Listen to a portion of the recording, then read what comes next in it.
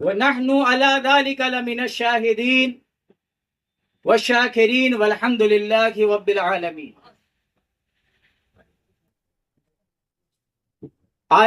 آئیے بارگاہ رسالت مآب میں ہدیہ درود و سلام نچھاور کریں اور دل کی اتہ گہرائیوں سے درود پاک پڑھیں۔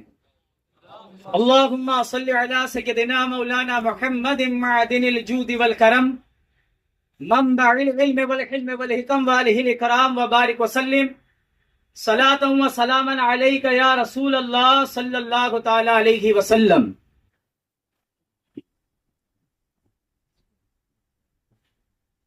صاحب اسرار خفی و جلی سیدنا وطن صاحب کبرا افتخار علی صاحب شہنشاہ چشتی چمن ارشاد فرماتے ہیں، میرے پیر مرشد کی خاک پا چومتے ہوئے، سیدنا پیر معروف مقدس اللہ العالی کی خاک پا چومتے ہوئے، میرے دادا پیر کی دعاؤں کے ساتھ، سرکار پیر فہمی کی دعاؤں کے ساتھ میں آپ کو وہی بات سمجھا رہا ہوں جو میرے پیر نے مجھے سمجھائی۔ یہی علم تصوف کا خلاصہ، محمد نام ہے شان خدا کا، محمد نام ہے شان خدا کا۔ اور قرآن محمد کو کیا کہہ رہا ہے؟ خلق الانسان،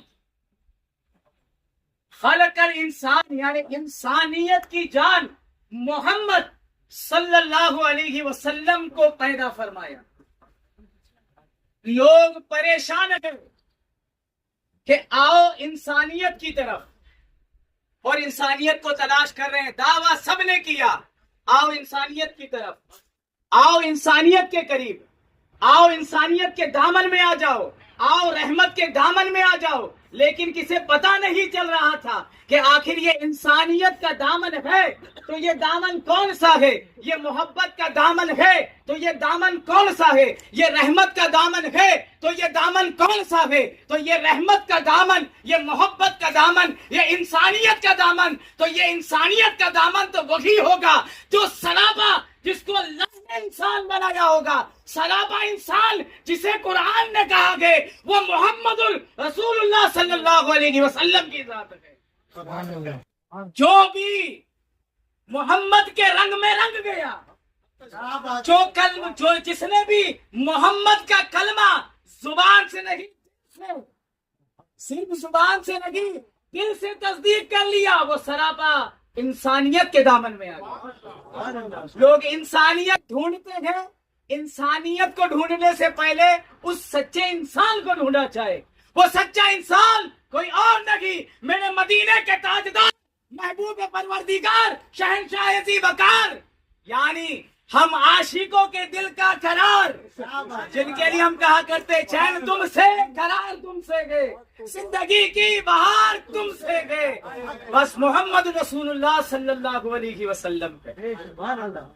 یہی محمد رسول اللہ جو ڈوبتوں کو تیرا دے، پیاسوں کی پیاس بجھا دے، گرتوں کو اٹھا لے، یہی میرے سرکار ہے۔ اور جو آپ کی ادا ہے وہی تصوف ہے، یہی علم تصوف کا خلاصہ، محمد نام ہے شان خدا کا۔ محمد ختم کر دیا، آخری الفاظ کہہ دیا، ہمارے بزرگوں کے آگے ہم کیا بولیں گے؟ اب یہ ہے کہ ہم صرف ٹرانسلیٹ کرتے ہیں، انہوں نے جو کہا ان کی بات کو اپنی زبان میں، وہ عربی تھی، ترجمہ کرتے اردو میں، تو وہ جو ہے بلند مقام پہ تھے، اب ہم ناسوت میں بول کے سمجھا لے جیسا سمجھ میں آ رہا ہے۔ مولا تبارک و تعالی ہمیں سرکار کی عظمت کو سمجھنے کی توفیق عطا فرمائے، کیونکہ سرکار کی عظمت تب ہی سمجھ میں آ سکتی ہے جب انسان خود اپنی عظمت سمجھے۔ جب تک آپ خود کو نہیں سمجھتے، کیونکہ حضرت سیدنا آدم علیہ السلام نے جب کلمہ محمدی کے وسیلے سے دعا کی تھی، سنا ہوگا، وسیلے سے دعا کی تھی، تو دعا کیا کی تھی؟ کلمے کا وسیلہ لے لیا، دعا کیا کی تھی؟ ربنا ظلمنا انفسنا، میں نے اپنے نفس پر، اپنے نفس کو ظلمتوں میں ڈالا، تو اس نفس کو یعنی اپنے نفس سے شروع کرنا محمد کے کلمے سے ذریعے، تو کیا ہوگا؟ بخشش ہو جائے گی، پروردگار کی بارگاہ میں حاضری ہو جائے گی، سراپا نور بن کر میرے دادا پیر، میرے پردادا پیر سرکار پیر عادل بیجا پوری رحمت اللہ علیہ فرماتے ہیں نا کہ تحقیق کر، تصدیق کر، کلمہ کو بن جائے گا جو سراپا کلمہ ہوگا۔ ساری دنیا کی دوئی، ساری دنیا کی گندگی، ساری دنیا کی غلاظتیں جب آپ سے دور ہو جائے گی اور کلمہ ہی زبان پر اور کلمہ ہی دل میں باقی رہ جائے گا اور ساری چیزیں نکل جائے گی، تحقیق کر، تصدیق کر، کلمہ کو بن جائے گا، جو سراپا کلمہ ہوگا وہ ولی کہلائے گا۔ اور یہی علم تصوف کا خلاصہ ہے، یہ اسی تصوف سے تعلق رکھتا آل انڈیا صوفی بورڈ سرکار پیر عادل بیجا پوری رحمت اللہ علیہ کی تشکیل دی گئی ہے، جس کے بارے میں توضیحات جو ہے حضرت جو الحاج حاجی عرفات صاحب آپ لوگوں کے سامنے جو ہے اس کی تفسیرات بھی بیان کریں گے، اس کے تعلق سے کیا کاوشیں ہیں وہ بھی بیان کریں گے۔ مولا تبارک و تعالی ہمیں کہنے سننے سے زیادہ عمل کرنے کی توفیق عطا فرمائے۔ وآخر الدعوانا الحمدللہ رب العالمین۔